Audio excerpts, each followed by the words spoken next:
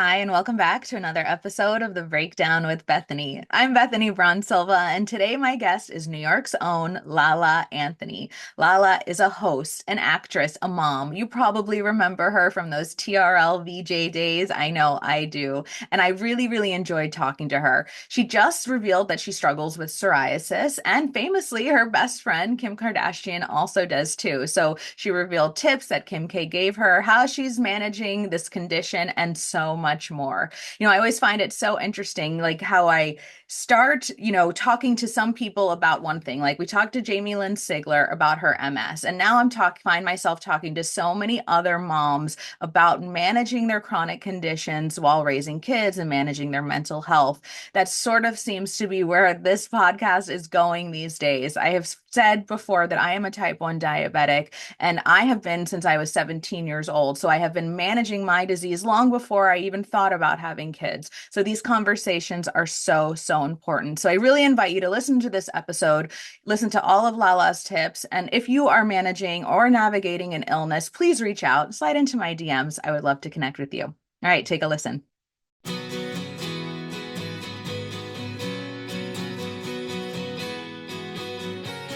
When I was prepping for this interview, I read that you've actually had psoriasis for 10 years. So I'm wondering, what is it about this moment, this time that made you want to speak about your condition?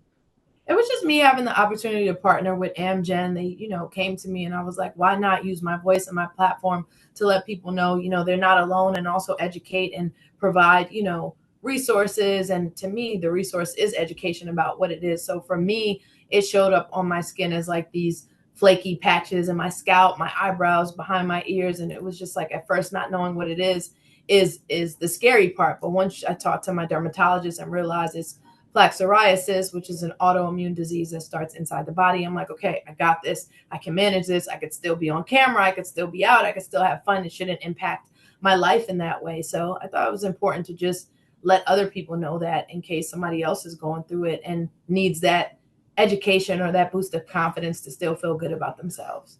Yeah, I really relate to what you said. I also have an autoimmune disease, and it's a totally different thing. I'm a type 1 diabetic, but I feel like when you're going undiagnosed, you're not understanding what's going on with you. When you get that diagnosis, it's almost like a relief, right? Like It I know. is like sometimes like I want to find out tell me something is wrong so I'm not crazy and then I can figure out how to manage it. And I think with something like this, it's not a one size fit all. You have to do the research and figure out, what works for you. So we were able to do like a really cool interactive video with Amgen. It's momentswithlala.com, and people, can get a lot of information but also ask like frequently asked questions. And I thought that was a great landing spot for people who want more information and just want to learn more about it.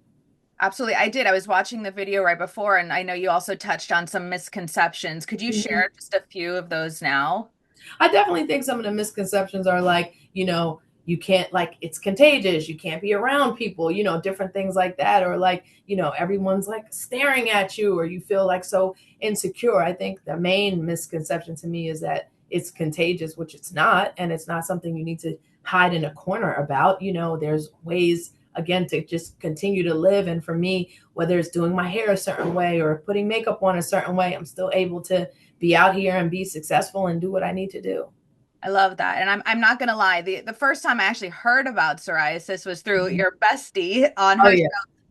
so I'm wondering, did Kim share any kind of tips on how to navigate and manage this?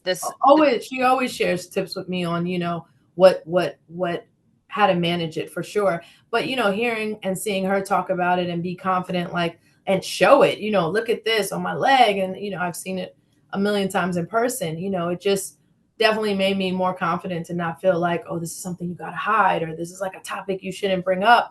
And just the more you talk about it, the more you hear everyone like, I'm so glad you talked about it. I have it too, or I thought it was something else and I found out it was, plaque psoriasis, but I feel better now. It's empowering.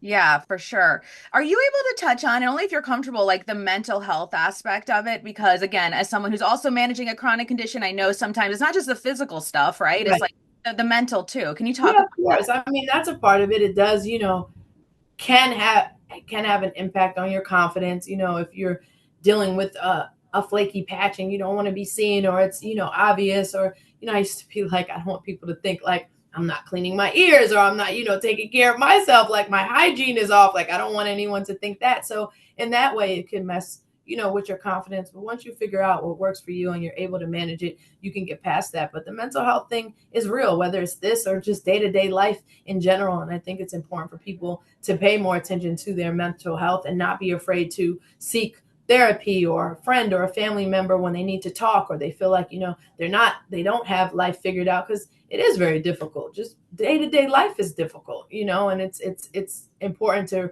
remove that stigma about, therapy and mental health, and, what people used to say, oh, you're crazy if you talk to a therapist, taking that away and understanding the smart people are actually the ones seeking therapy and seeking, help. Yeah. And Lala, I've been talking to a lot of moms, celeb moms actually in my line of work who are coming forward with, different diagnoses, whether they're physical illnesses or mental ailments, all of that. And something I love to talk about is how do we take care of ourselves when we're caring for others? You are a mom. Mhm. Has your dealing with the psoriasis impacted your parenting? Has it, created more empathy with your son if he sees you dealing with that? Are you able to touch on that a little bit? I mean, for me as a parent, I always wanted to lead by example. So my son seeing me prioritize my health and take care of myself is something that he's watching as a young man, as an athlete as well, paying attention to how he's taking care of himself. So for me, you utilize these things as a tool to empower your child and say, look, take your health seriously, take care of yourself, pay attention to your mental health, whatever it is. He's seeing me do that. So I'm hoping that it impacts how he continues to move along in life.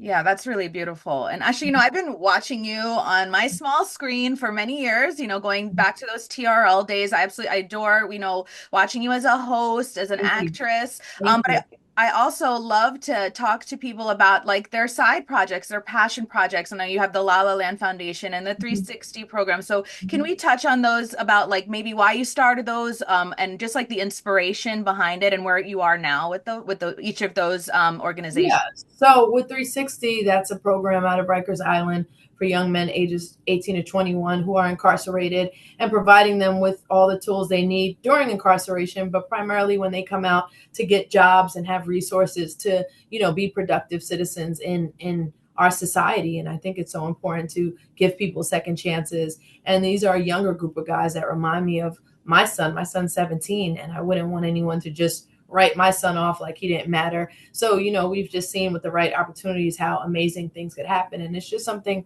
I'm extremely passionate about. I don't feel like I've been blessed to be in this position to like not do anything to give back. I feel like that is the greatest measure of success to me. Like, what impact have you actually had on the world? Like, what have you actually done? And I just want to continue to be able to do that.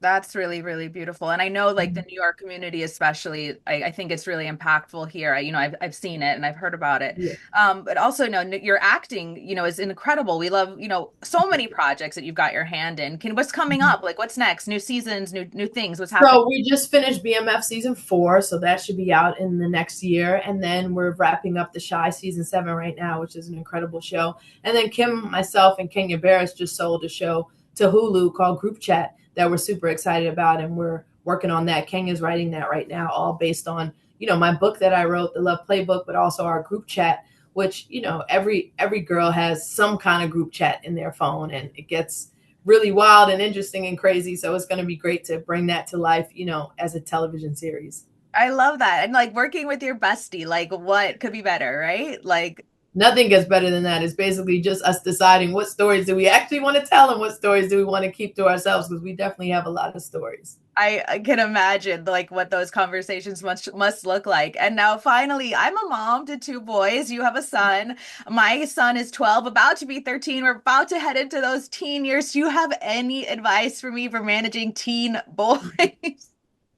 That was a crazy time. I remember when he was turning 13, they just feel like they know everything, like they don't need us anymore. They know what they need to do. I think it's important to let our children, make their decisions, but just be there to support and guide, and not be too like overpowering. Like I try to let my son navigate, but he always knows I'm right there to help. And when I feel him kind of going a little bit off track, I, bring him back on. But 13 was a fun age, but definitely get ready for the I know it all. They know everything about life. You don't know anything. They know they know it all for sure.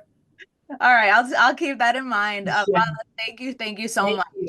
Thank you. It was a pleasure. Nice talking to you. Yes, likewise. All right. Bye. Bye-bye.